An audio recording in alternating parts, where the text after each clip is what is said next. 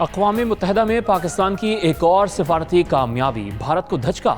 मजहबी मकामात के तहफ़्फ़ुज़ और रवादारी के लिए जनरल असम्बली में पाकिस्तान की पेश करदा करारदाद मंजूर हो गई। ब्रॉडशीट की तहकीकात के लिए कमेटी कायम, जस्टिस रिटायर्ड अजमत सईद शेख सरबराही करेंगे। नून लीग ने जस्टिस रिटायर्ड अजमत सईद के नाम पर एतराज़ लगा दिया। अता तारड़ कहते हैं ब्रॉडशीट से मुआहदे के वक्त शेख अजमत सईद नए प्रोसिक्यूटर थे, इखलाकन उनका तहकीकात का हक नहीं बनता। अता तारड़ ने केस में मफादात के टकराव का इल्ज़ाम भी लगा दिया।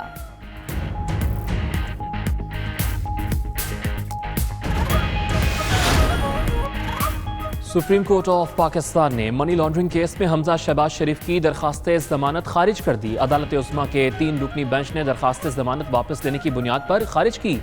अदालत ने रिमार्क्स दिए कि हाई कोर्ट में हार्डशिप का जिक्र नहीं किया गया, तो सुप्रीम कोर्ट कैसे ये मामला देख सकती है। हाई कोर्ट से ही रुजू किया जाए।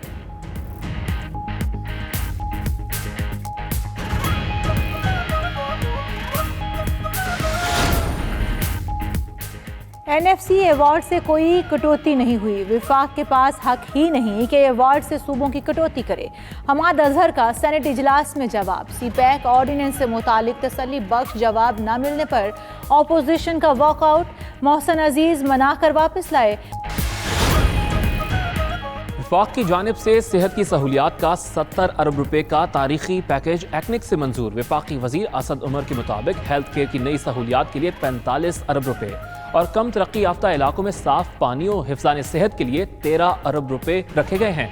एक्निक ने 25 अरब 55 करोड़ रुपए के greater Karachi water supply scheme K4 की भी मंजूरी दे दी।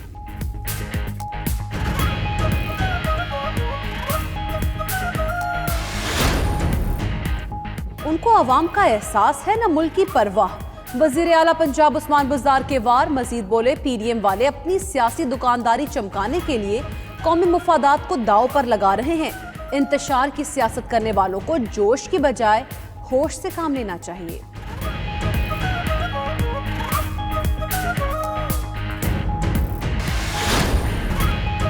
टेस्ट सीरीज के लिए पाकिस्तान और जनूबी अफ्रीका की तैयारियां जोरों से जारी। दोनों टीमें आज भी ट्रेनिंग में मसरूफ। ग्रीन शर्ट्स की नेशनल स्टेडियम में प्रैक्टिस। मेहमान टीम कराची जिमखाना में इंट्रा स्क्वाड मैच खेलने में मगन।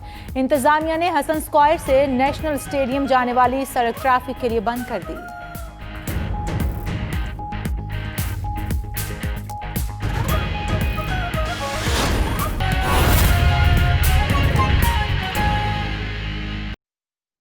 ऑपोजिशन का एहतजाज बेमानी है। PDM का टोला खुद इंतशार का शिकार हो चुका है। वज़ीर आला पंजाब उस्मान बुज़दार कहते हैं ऑपोजिशन को अवाम का एहसास है न मुल्क की परवाह है। कहा ये लोग अपनी सियासी दुकानदारी चमकाने के लिए कौमी मफादात को दाव पर लगा रहे हैं। मौजूदा हालात में मनफी सियासत की ज़रा सी भी गुंजाइश नहीं। इंतशार की सियासत करने वालों को जोश की बजाय होश से काम लेना चाहिए। ऑपोजिशन का एहतजाज बेमानी है। PDM का टोला खुद इंतशार का शिकार हो चुका है। वज़ीर आला पंजाब उस्मान बुज़दार कहते हैं ऑपोजिशन को अवाम का एहसास है न मुल्क की कोई परवाह। ये लोग अपनी सियासी दुकानदारी चमकाने के लिए कौमी मफादात को दाव पर लगा रहे हैं। मौजूदा हालात में मनफी सियासत की ज़रा सी भी गुंजाइश नहीं है।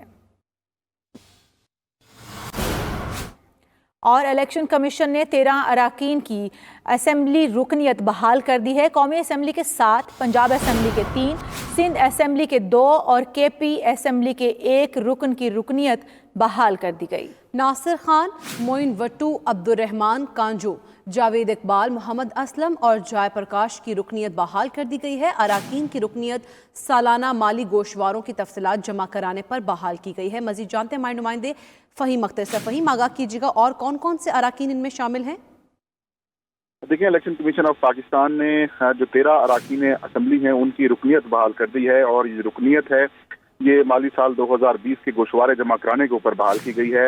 इलेक्शन कमीशन ने 7 अराकीन कौमी असम्बली जिनमें नासिर खान, मोहम्मद मोइन वट्टो, अब्दुर्रहमान कांजू, मोहम्मद अकरम, जावेद इकबाल, मोहम्मद असलम खान, जय प्रकाश की रुकनियत बहाल की है। पंजाब असम्बली के 3 अराकीन हैं, उनमें मोहम्मद रिजवान, मोहम्मद तारिक तारड़, मोहम्मद शोएब इद्रीस की भी रुकनियत बहाल की गई है। सिंध असम्बली के 1 रुकन है नासिर हुसैन शाह, उनकी रुकनियत बहाल हुई। जबकि खैबर पख्तूनख्वा असम्बली के 2 अराकीन हैं जिनमें सैयद अहमद हुसैन शाह और अमजद खान अफरीदी की रुकनीत बहाल की गई है। नोटिफिकेशन बाज़ाब्ता तौर पर जारी कर दिया गया है और अब ये अराकीन कौमी असम्बली में कानून साजी समेत दीगर अमूर में हिस्सा ले सकेंगे। बहुत शुक्रिया फ़हीम अख्तर, आप हमें आगाह कर रहे थे। अभी आपको बराह रास्त ये चलेंगे, लाहौर में मुस्लिम लीग नून के रहनुमा जावेद लतीफ गुफ्तगू कर रहे हैं। हमें इस पर कोई इतराज नहीं कि वो कहें कि मेरे दौर में ये पैसा नहीं गया या मेरे दौर में ये एग्रीमेंट नहीं हुआ, मगर हम तो चेयर को ड्रेस कर रहे हैं, हम तो अदारे को ड्रेस कर रहे हैं। हमारा कोई ये किसी से ये अना या बुग़्ज़ या किसी के साथ हमें कोई ग्रज नहीं है कि फलां शख्स तशरीफ लाए। हमारी तकलीफ ये है कि पाकिस्तानी कौम का जो अरबों रुपया गया है उसका जिम्मेवार कौन है। हम इसलिए उनको बुलाना चाहते हैं। और ये जो मीडिया पे खबरें आ रही हैं कि हमने ये कहा है कि ठीक है अगर शिबली फराज साहब नहीं मानते तो हम नहीं बुलाते, कतन ये गलत है। ये स्टैंडिंग कमेटी चेयरमैन नायब साहब जो हैं उनको बुला रही है, बुलाएगी, और जो पैसा अरबों रुपया पाकिस्तानी कौम का इन्होंने अपनी नालायकियों की वजह से डुबोया है उसका हिसाब हम जरूर मांगेंगे। और हम देखेंगे कि इसमें किक बैक लेने वाले और फैसले से पहले हुकूमत के जो वुज़रा हैं उन्होंने उनसे उस सीओ से बार्गेनिंग की क्यों कोशिश की और क्या जवाब मिला, और ये क्या जरूरत पेश आई कि फैसले से पहले वो अमाउंट जो है वो लंदन हाई कमीशन के अकाउंट में जमा करवा दी जाए। बहुत शुक्रिया।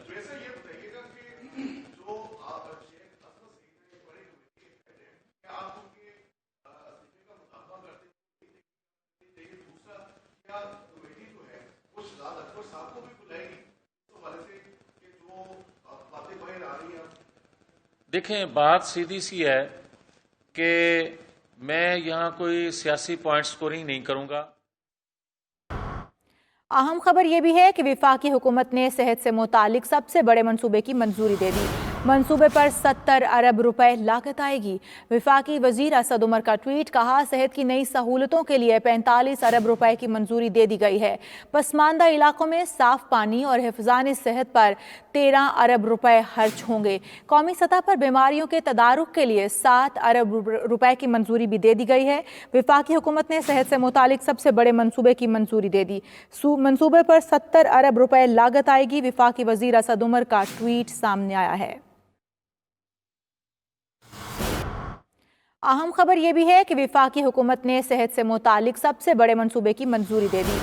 मंसूबे पर 70 अरब रुपए लागत आएगी। वफाकी वजीर असद उमर का ट्वीट, कहा सेहत की नई सहूलतों के लिए 45 अरब रुपए की मंजूरी दे दी गई है। पसमानदा इलाकों में साफ पानी और हिफाज़ान सेहत पर 13 अरब रुपए खर्च होंगे। कौमी सतह पर बीमारियों के तदारुक के लिए 7 अरब रुपए की मंजूरी भी दे दी गई है। वफाकी हुकूमत ने सेहत से मुतालिक सबसे बड़े मंसूबे की मंजूरी दे दी। मंसूबे पर 70 अरब रुपए लागत आएगी। वफाकी वजीर असद उमर का ट्वीट सामने आया है।